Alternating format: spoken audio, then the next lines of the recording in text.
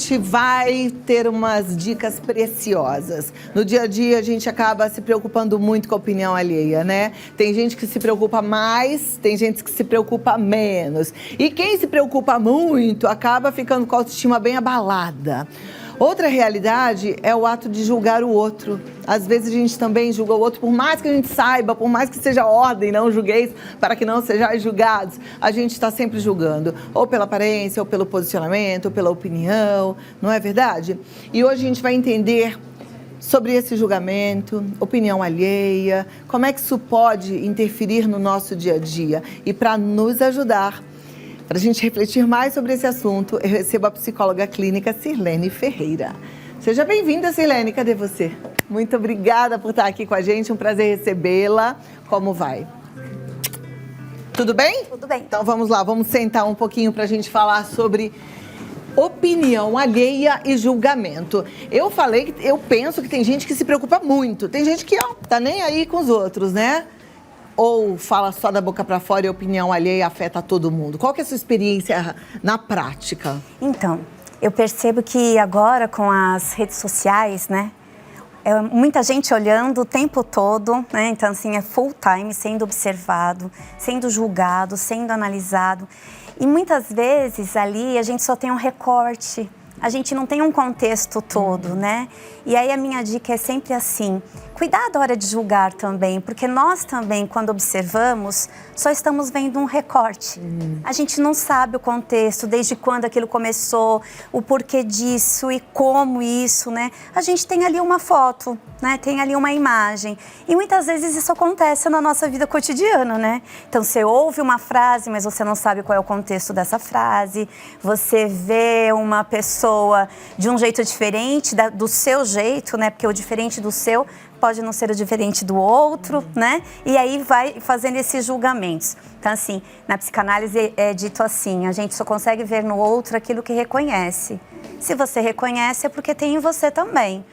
E aí tem alguma coisa que não está bem resolvida, né? Aí eu tenho uma vontade de entender melhor isso. A gente se incomoda com o outro porque a gente tem a mesma característica e não gosta daquilo que a gente tem? Ou às vezes porque a gente gostaria de ter e não consegue? Eu penso que quando a gente vai falar de teoria psicanalítica, né? Então é assim, é porque você tem, muitas vezes não se dá conta, e não se dá conta não é por uma questão intelectual, é porque é seu inconscientemente.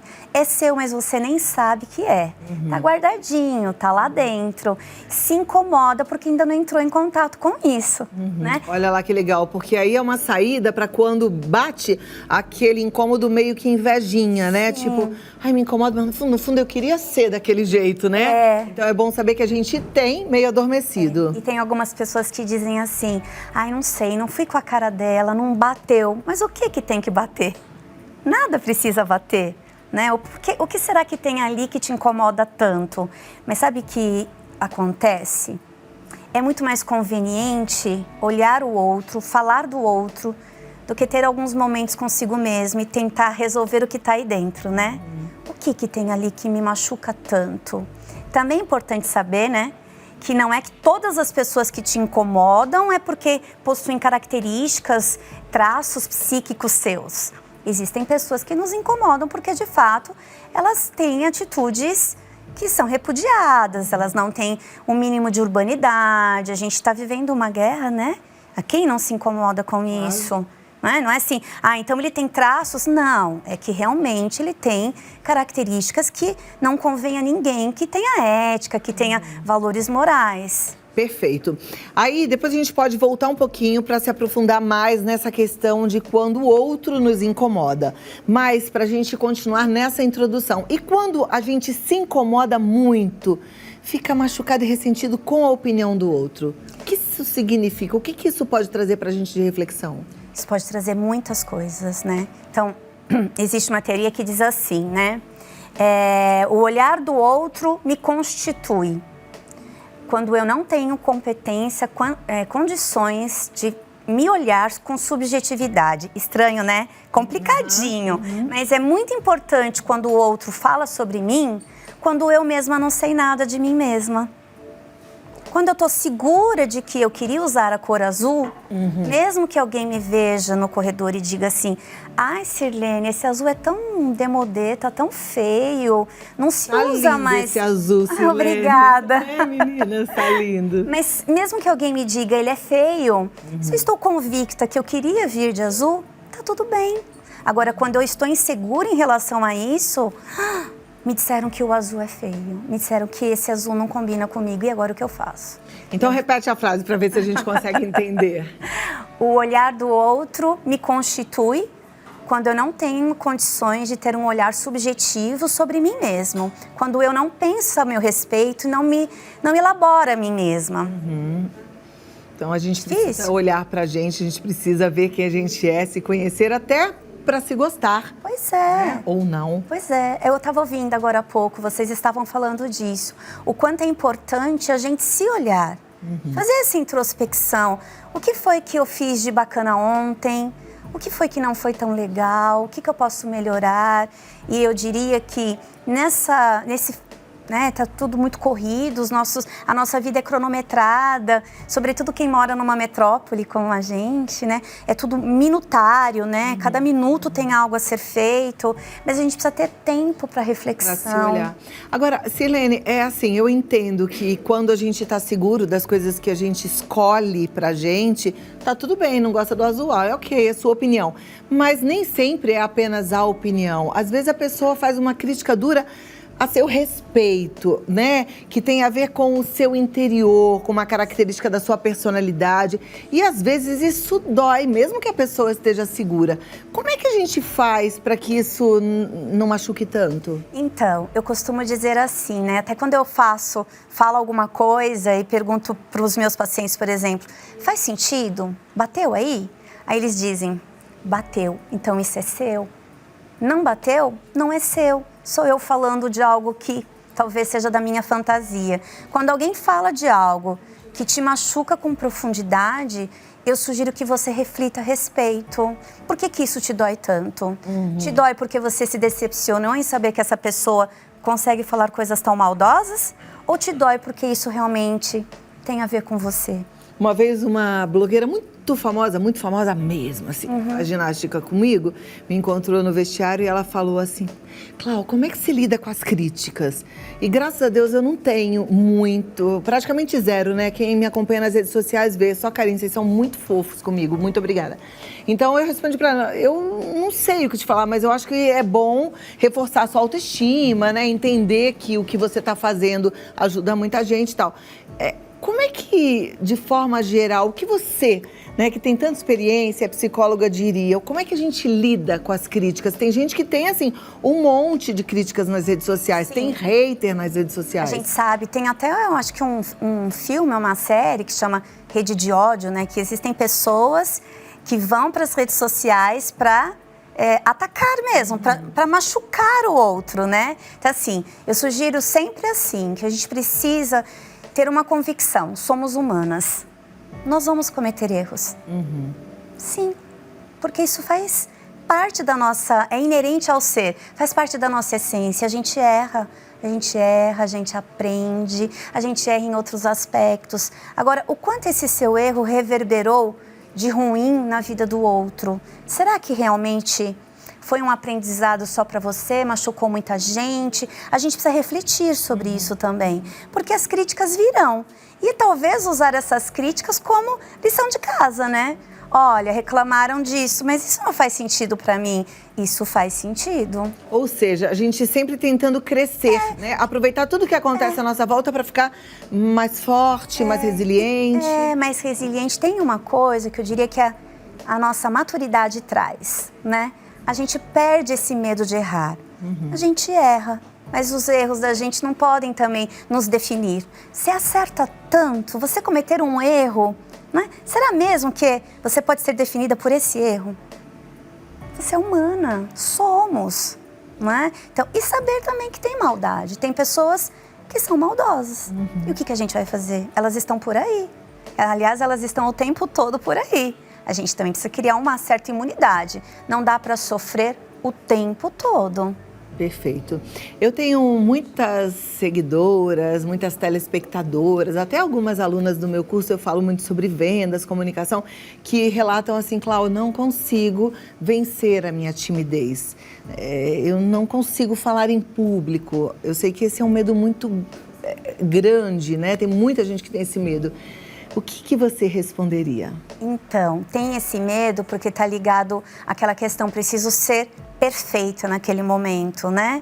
E eu não sei de onde vem essa ideia, mas eu diria que essa é uma fantasia insana, porque ninguém é perfeito em momento algum. Não nesse plano onde nós vivemos. Aqui não tem ninguém perfeito.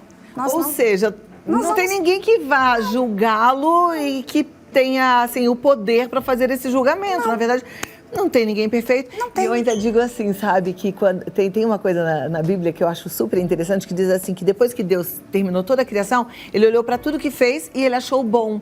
Aí eu pensei assim, né, Deus que é perfeito, porque ele é perfeito, o criador de todas as coisas. Só tem perfeição, só tem qualidade, não tem defeito. Ele olha para mim, para você, e acha bom.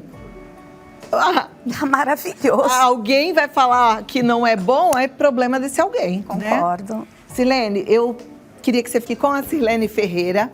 Primeira vez que você vem ao programa, né? Sim. Eu tô amando te conhecer, viu? Eu tô amando estar aqui. Muito bom, né? Esse bate-papo aqui. Silene, temos perguntas já. Eu acho que a gente já podia passar para elas, porque assim a gente ajuda a turma que está em casa. E olha, minha amiga, se não for a sua pergunta, presta atenção na da outra, porque a gente é parecido. Então, a gente vai aprendendo muito com a experiência do outro, tá? A Caroline, ela é de Botucatu. Ela diz assim, não consigo lidar com os comentários maldosos em relação ao meu trabalho que divulgo na internet. Sofro sempre que vou postar algo. O que devo fazer? Pois é, esse trabalho depende disso, né? Talvez ela precise começar a entender que as críticas virão. Às vezes as maldosas, às vezes algumas pra gente aprender também, mas ela pode começar a selecionar, né? O que ela quer ouvir e o que ela não quer ouvir também. Porque nas redes sociais acho que existe essa forma, né, da gente poder Eu acho, tem coisas que filtrar. Fazem muito mal pra gente Muito. E assim, ali é o teu espaço. Sim. Também tá te fazendo mal, não permita. Outra coisa que eu vou te dar de dica é assim, veja quem é que tá criticando. Às vezes, quem tá te criticando é concorrente ou é amiga da concorrente, porque a concorrente tá usando o Instagram dela. Então fica de olho, sabe? E aí, isso que a Silene falou, né? Olhar pra ver se faz sentido. Será que eu posso melhorar meu trabalho? Né? De repente pode, mas se for algo que te machuque, bloqueia, minha amiga. E se falar besteira no meu Instagram, tem uns meninos sem noção, eu vou bloqueando todo mundo. Não quero ver, não falto com respeito com ninguém. Isso. É o meu espaço, é isso mesmo. Vamos pra próxima? Vai lá, Caroline. Neide Maria, de Bagé, Rio Grande do Sul. Percebi que às vezes sou tóxica. Como melhorar meu relacionamento com os meus amigos e família? Nossa, parabéns, Neide. Nossa, Neide, exatamente. Eu já tô aqui feliz de saber que você já andou muito, né? Caminhou muito. Já consegue perceber que tem momentos que você perde o controle. E é saber quais são esses momentos, né? E por que que perde esse controle? Por que que não consegue entender que o outro também tem um espaço do outro, né? Eu acho que só pelo fato de você já conseguir olhar para você mesma já tá de parabéns, de verdade, parabéns. Muito bem, a Bíblia fala que o mal é o que sai pela boca do homem, né? E não o que entra. A gente realmente tem uma linguinha capaz de matar, a gente tem que tomar muito cuidado. A minha mãe que diz que ela sempre ora e fala assim, ai Deus, amarra minha língua. Freia minha língua. Porque às vezes a gente fala o que a gente não quer, gente. É triste isso, mas a gente realmente às vezes fala o que não quer. Ainda mais eu também sou dessas, viu, Neide? Não se culpa, não. Eu às vezes falo demais e falo o que eu não quero. Sim, eu digo que antes de sair da boca, precisa vir do coração, passar pelo intelecto, vai pra cabeça, filtrou, agora sai. Pois é, a gente que é muito rápida, muito impulsiva, muito faladeira, precisa treinar isso. Próxima pergunta, vamos para a tela. Simone de São Paulo. Infelizmente, ouvi comentários ruins vindo da minha mãe a minha vida inteira em relação ao meu peso. Sinto que me tornei uma mulher insegura por causa disso. Então, né, que coisa triste. Dentro do lar, né? Eu não costumo dizer casa, eu chamo de lar, onde a gente vive com as pessoas que a gente ama. Dentro do lar, não ter compaixão, é difícil, né? Então, mas às vezes, porque eu penso assim, que mãe eu sou mãe, né? Eu sei que tudo que a gente faz é com amor. Por mais que a gente erre, mãe não tem intenção de vou machucar minha filha, não. Então, de repente, aquela sacudida que ela tinha vontade de te dar, fala, filha, presta atenção, se cuida mais, né? Não que ela não te ame, não que ela não te ache maravilhosa, tenho certeza que acha. Sabe que meu pai, ele volta e me fala, ai, me desculpa, mas ele me fez muito bem. Outro dia eu conversei aqui com uma psicóloga que ficou de cabelo em pé, porque eu falei isso pra ela, mas ele me fez bem com a brincadeira, com o bullying que ele fazia comigo. Porque ele falava assim, quando crescer vai virar um bagulho, e dava risada. Porque eu comia desesperadamente. Eu comprava assim pacote de biscoito e comia com lata de leite condensado. Ele, de verdade, não me fez mal, porque eu conseguia elaborar isso de boa forma. E eu brinco com ele e falava assim, pai, você vai morder a língua, porque eu não vou virar. E eu sempre me cuido e eu sempre lembro daquilo, mas assim, com carinho, porque eu sei que ele fazia com amor. Mas então, é isso que acontece, né? Mesmo o outro tendo uma intenção de proteger, usou uma via que machuca. E pode não ter te ferido, e eu acredito, mas pode ferir os outros. E a dor emocional, ela ainda é entendida aqui como tabu, né? Por quê?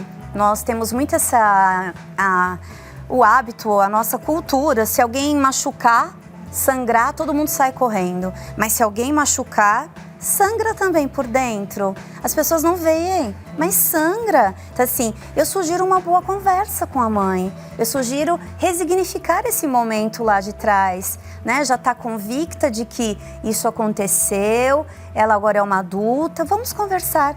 Mãe, aquilo me machucou, eu sugiro você não fazer mais isso com outras pessoas, não quero levar isso para os meus, quero também ter cuidado com isso, porque a dor emocional é muito séria. E quando a gente libera o perdão, você acredita que a gente sara essa dor emocional? É tão bom perdoar, né?